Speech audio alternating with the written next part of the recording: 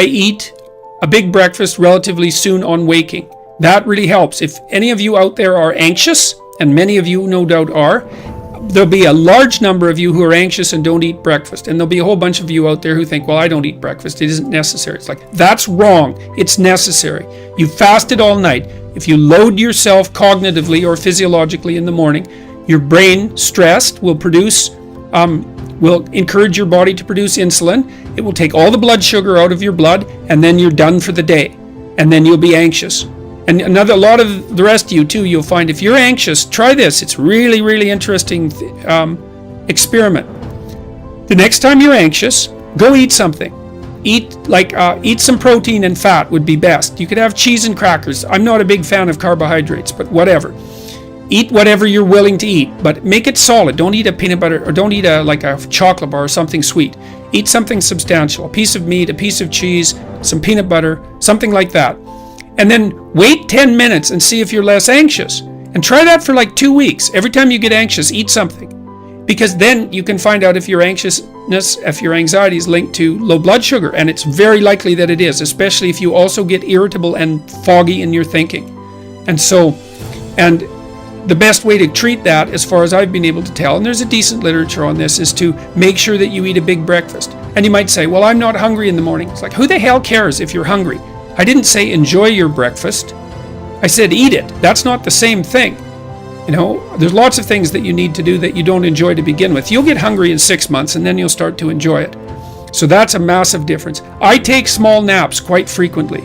If I'm wiped out, I'll go have a nap for 10 minutes or 15 minutes. And then that helps quite a lot. I try to wake up on a fairly regular schedule. That's another thing I would really recommend for people whose lives are in disarray and who are anxious. Try to fix your wake time. Going when you sleep, that's not so important. So you can still, stay up late and have fun and all that. But getting up in the morning is really helpful. You also have to figure out how much you can work or write. I can't write for more than about max. My sustainable maximum for writing is 3 hours a day. And if I push it past that, then especially if I'm editing, I make mistakes when I'm editing, so that's counterproductive, and I can't sustain it across time. And so I don't really think you can do more than about 3 hours of extremely intense intellectual work a day. Although if you have a nap, you can stretch that, but I think at least I end up paying for it across time. So nap, make sure you eat, and make sure you eat protein and fat and not carbohydrates, because carbohydrates are basically poisonous. Aim high. Don't aim so damn high you can't manage it, and make sure you break down your aims into reasonably attainable sub-goals, but you want to aim high, and then you want to see how hyper efficient you can get. That's a great thing to do in your early 20s, is to see, okay, discipline yourself. You think, okay, how much work can I do if I load myself right to the maximum? How far can I work? How hard can I work until I exhaust myself? And then you back off, obviously, because the optimal amount of working, productive engagement, let's say, is that which is sustainable across decades. So you have to learn that, but you don't learn that without stretching yourself to your limits to begin with. And if your life isn't everything it could be, and if you're suffering from an excess of meaninglessness, well, it means you're not oriented in the world of chaos and order properly. It's like you could learn to discipline yourself. Figure out what it is that you need to do and that you want to do, and then see how efficient you can get. It means you'll have to rearrange the way you think about it, but you can often do it. And that's how extremely productive people get so hyper efficient. When I wake up, I make a beeline for sunlight. So I'm going to get sunlight in my eyes. The single best thing you can do for your sleep, your energy, your mood, your wakefulness, your metabolism is to get natural light in your eyes early in the day. Don't wear sunglasses to do it. It takes about 10 minutes or so. If you live in a cloudy area, if you're in the UK in the winter or the summer, maybe you resort to some artificial light as a replacement. But as much as one can, get bright, natural, and if not natural, artificial light in your eyes early in the day without sunglasses. Contacts and eyeglasses are fine. Don't try and do it through a window or windshield. It's going to take far too long. This sets in motion a huge number of different neurobiological and hormonal cascades that are good for you, reduces stress late at night, offsets cortisol, a million different things really that are good for you. Try and get as much natural light as you can in the morning hours, whenever it is that is for you.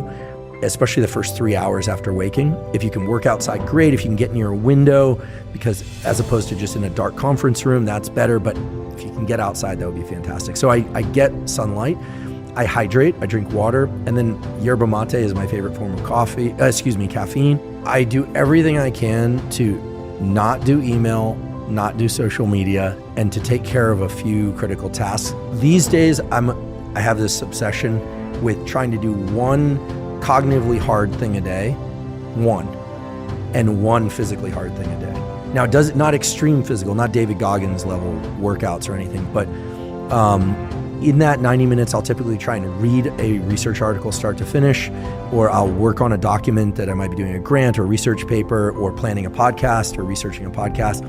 I try and get my brain into kind of a linear mode. I try and narrow that aperture. Because if I don't, the distraction that's created by social media and interactions with others can kind of wick out into the rest of the day. So I'm not necessarily trying to finish something in that time, but I try and do something challenging. I experience great pleasure from battling through something mentally challenging. But that's something that I built up since my university years, when I was about 19 or so, got serious about school and really started to experience the deep pleasure of like, I figured that out, or like, that was really tough. I don't always succeed, but that's what I'm doing in that hour to 90 minutes. But I confess sometimes we'll take a walk during that time and maybe talk through some things that are challenging, or sometimes I get lazy and I'll miss a day of that cognitive challenge. Then I do caffeine about 90 to 120 minutes after waking. And even though I prefer to work out earlier, I generally will then do some sort of physical workout. Always jogging or skipping rope. Those are my favorite forms of cardio. Sometimes swimming, but typically I'll go running for 30 to 45 minutes. Or if I'm feeling a little bit lazier, because I always find the high intensity stuff to be easier than the long drawn out stuff, I'll sometimes throw on a weight vest, a 30 or 50 pound weight vest, and I'll go out for a shorter run. On the off days, I'm doing cardio, and sometimes that's in the morning, sometimes that's in the evening. I do not like to weight train in the second half of the day because I like to be really caffeinated when I weight train. I like to listen to loud, fast music.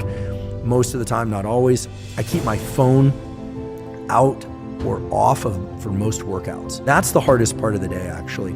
If I was well structured in the early part of the day, it's that 2 or 3 p.m. The key is then to try and get something really useful done cognitively again. So some people might look at this and say, wait, you're working for an hour in the morning and 30 minutes here and an hour in the afternoon. When are you actually working? But it's really about the depth of the trench when you're working.